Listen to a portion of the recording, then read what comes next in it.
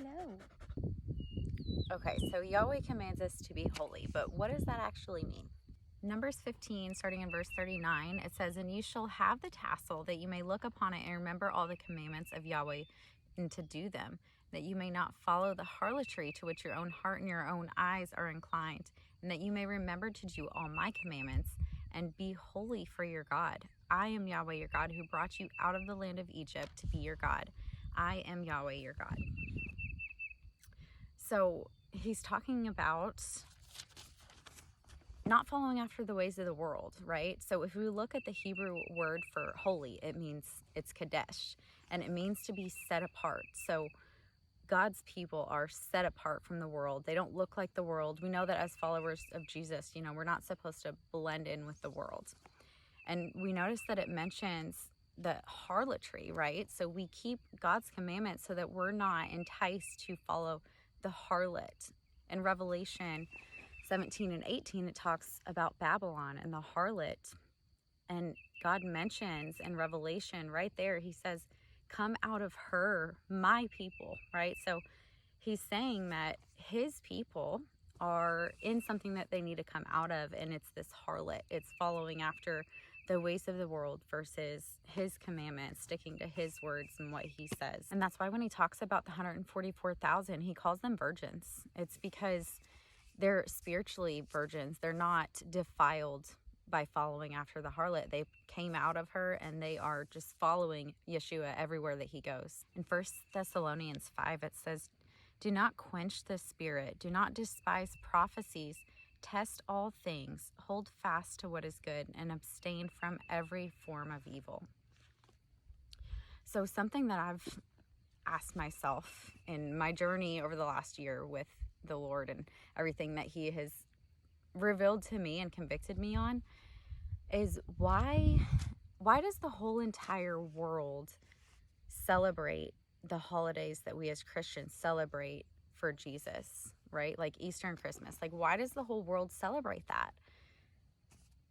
These holidays are not set apart by God, right? It's something that is the whole world. And what I've come to learn is that when Christianity was made the universal religion in Rome back in the 4th century, there was a blending of people. There was the people that actually were true believers and following after Jesus, and then there were the people who were just a part of Rome, and they had their own customs and traditions, but they merged them, right? And so obviously, to make it more appeasing for those people who weren't true followers of Jesus, they were allowed to keep their traditions. They just blended the traditions, and that's where we have these holidays that we celebrate today.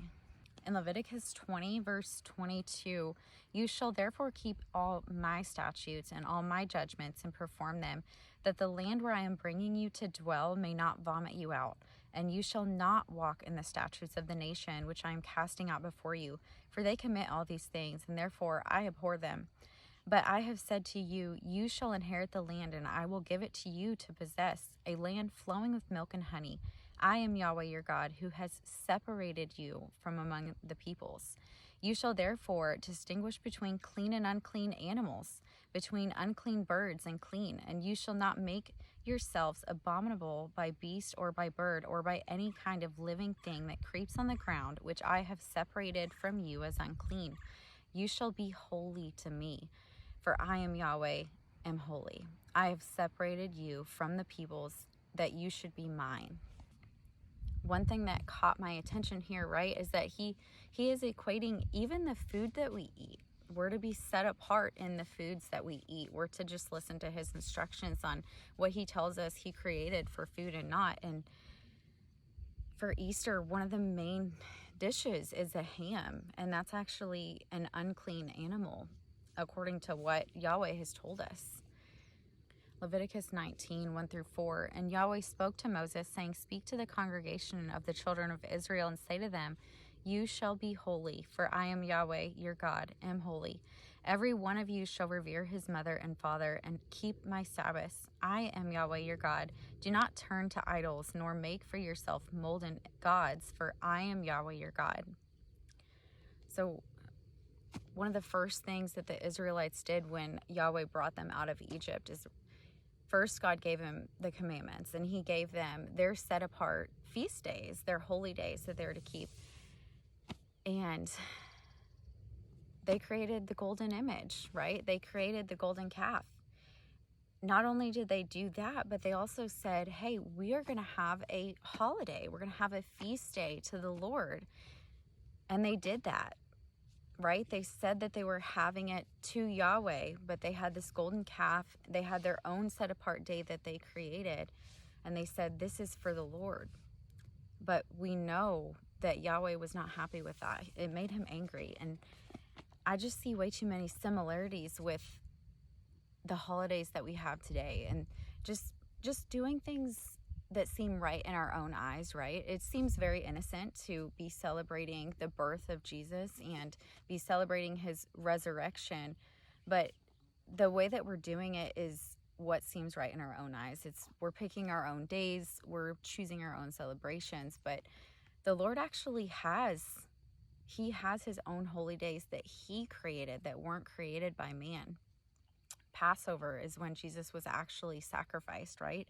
Firstfruits is when he was actually resurrected. And then his Holy Spirit was poured out on Pentecost. So personally, that's what I am convicted to walk in, is his feast days, the days that he set apart himself for his set apart people to observe. And I just want to encourage you to seek these things out, seek him on this and ask him the truth, right? Because Jesus tells us that he is the way and the truth and the life, right? And he also tells us that if we abide in his word, that we are truly his disciples, and that we shall find the truth, and the truth will set us free.